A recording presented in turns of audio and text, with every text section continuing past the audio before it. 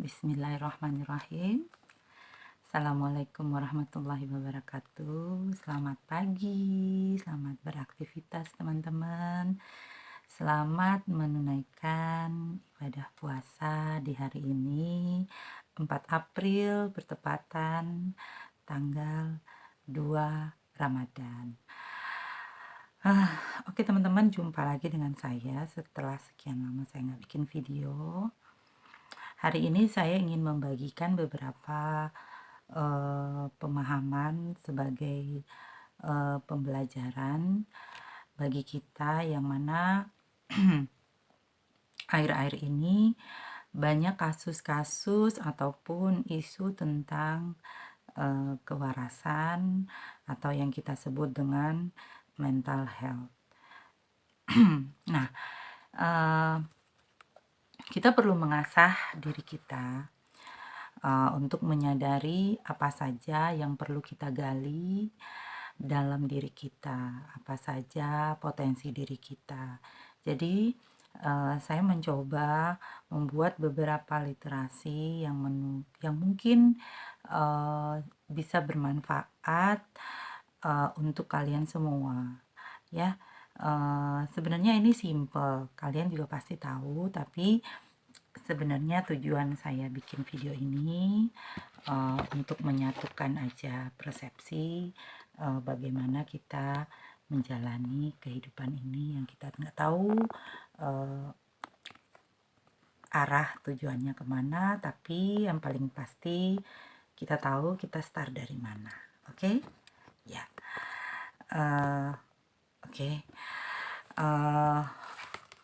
Salah satu pembelajaran buat kita ya, karena memang hidup ini selain kita belajar dalam bentuk akademisi yang kita sudah tempuh dari jenjang pendidikan yang paling rendah sampai level yang paling tinggi mungkin ya. Rupanya kita juga perlu belajar manajemen diri. Karena manajemen diri itu tidak mudah ya teman-teman, tidak serta-merta instan gitu ya. Kita manusia dapat sempurna karena dari awal maksudnya kita manusia ini tidak ada yang sempurna, karena dari awal kita dilahirkan hingga kita melalui masa-masa pertumbuhan, pasti kita sudah melalui beberapa fase dengan proses yang berbeda-beda. Dari fase yang sudah kita lalui itu,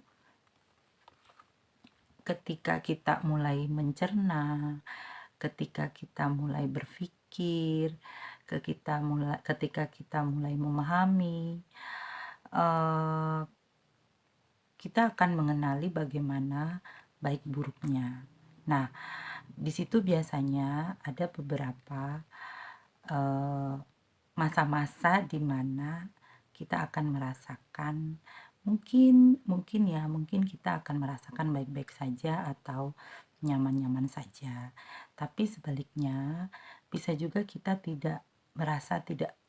bisa juga kita merasa tidak baik-baik saja. Ya, teman-teman, sehingga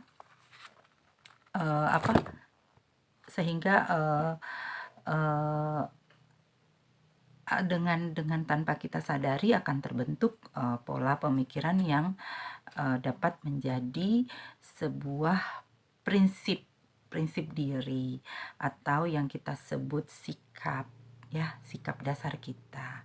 Nah, contoh antara lain mungkin kita tiba-tiba menjadi seorang yang emosional, atau kita bisa menjadi seorang yang introvert, atau lain-lain ya yang saya nggak bisa sebut satu persatu.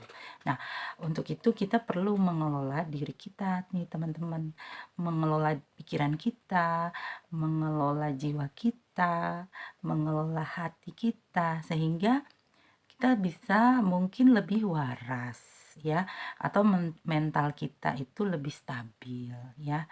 Nah, yang kita perlu jalani, yang kita perlu persiapkan menuju mental yang sehat, ini yang paling penting nih teman-teman. Poin yang paling pertama, mungkin yang paling penting dan yang paling utama menurut saya. Kalau menurut teman-teman yang mungkin ada yang lain boleh nanti komentar ya. Tapi yang menurut saya yang paling utama kita perlu sadari, yang perlu kita uh, pikirkan yang paling pertama itu kita perlu sadari bahwa saat kita dilahirkan ke dunia ini ya pasti ada tujuan hidup. Dan yang saya tahu di dalam agama saya, ketika seorang bayi akan dilahirkan, dia sudah membuat namanya perjanjian dengan Sang Khalik. Apa saja perjanjiannya? Mungkin diantaranya kapan dia dilahirkan, apa saja yang dia akan jalani selama hidup, dan kapan dia akan dipanggil pulang menemui Sang Khalik kembali. Nah, itu yang sudah pasti tertulis di Lauhul Mahfuz.